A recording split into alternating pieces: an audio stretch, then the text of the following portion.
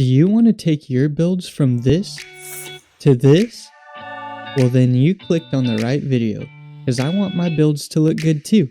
And so this is episode 1 of a very short 3-part playlist where I'm going to go through the whole process from designing assets to painting and texturing your builds, then finally pasting or building your breathtaking finished model in your survival world.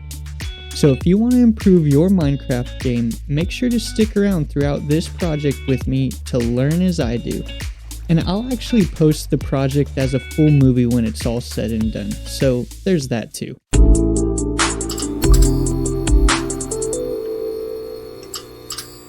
I'm going to teach you how to design and build amazing Minecraft builds just like the pros, that you can then paste or build in your survival world, or use a schematic of your build to make real-life models out of something like Lego or clay.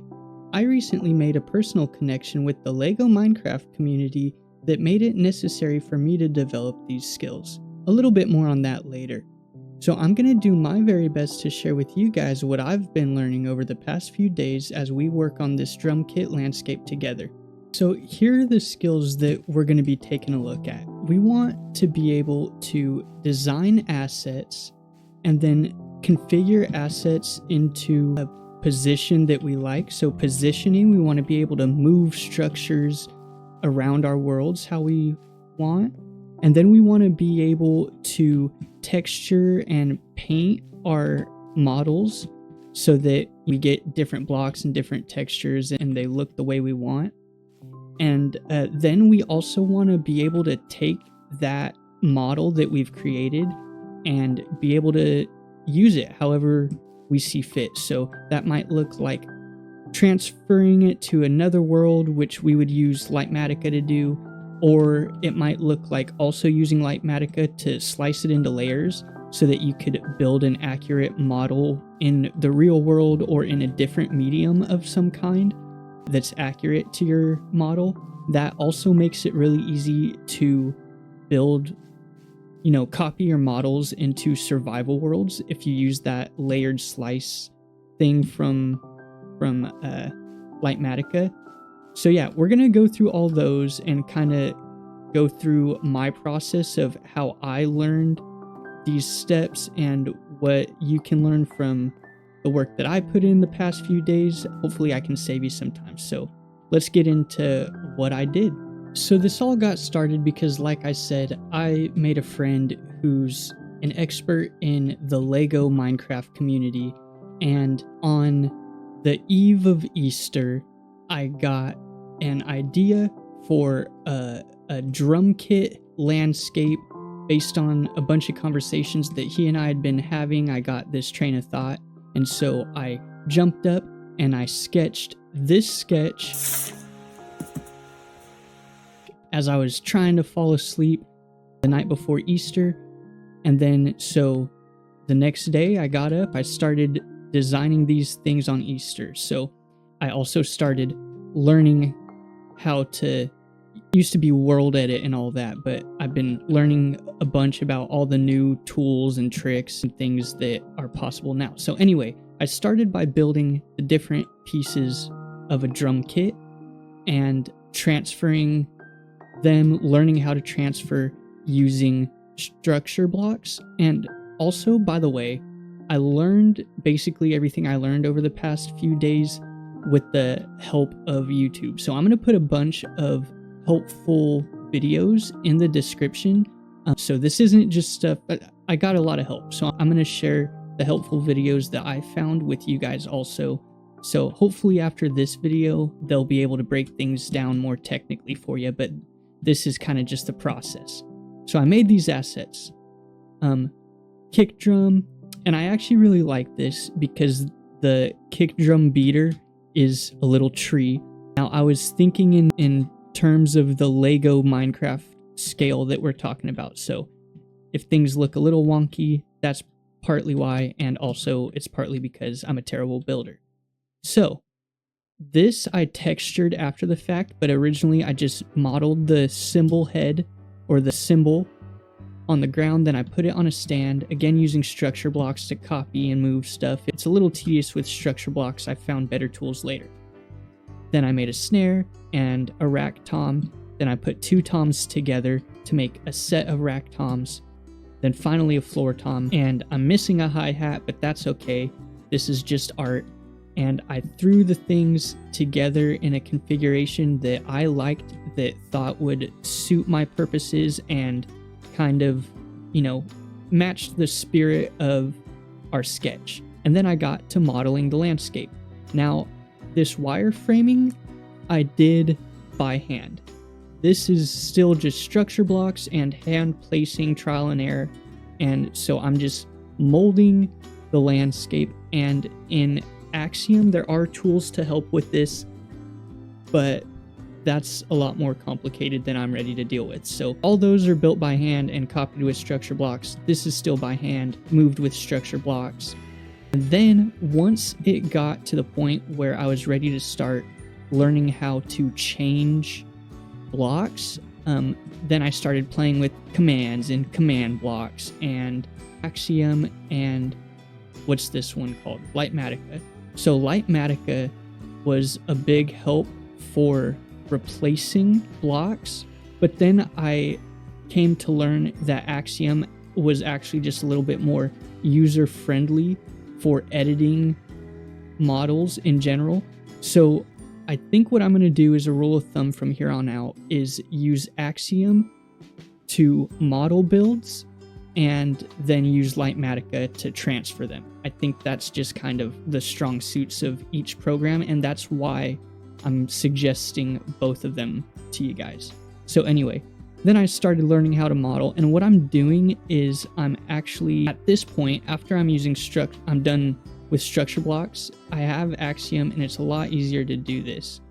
You can come over here. Let's see, I have to, clone mode. So so now I'm in clone mode. I can select this by doing this point, second point there, and it selects our build. Great.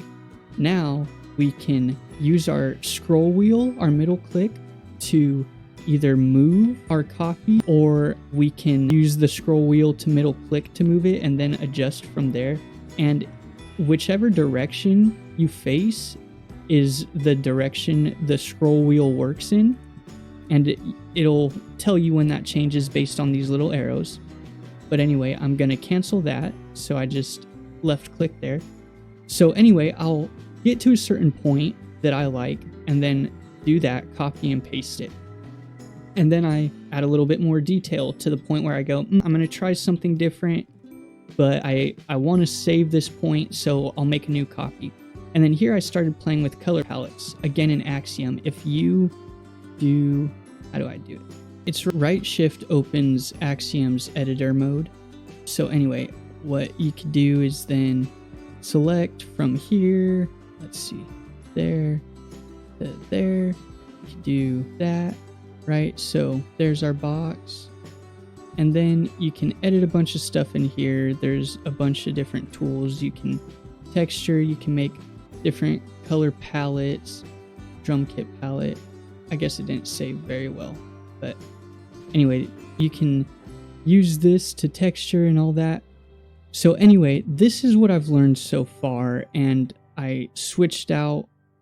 This is what I would do. I would magic select all this, select these areas like that, and then you can make brushes, noise painter, and let's do paint, and we can just paint with whatever, right? Now that stuff's going to be stone, and it's almost like Blender, or if you're making PowerPoints or whatever, Control V, I think. Control Z is undo.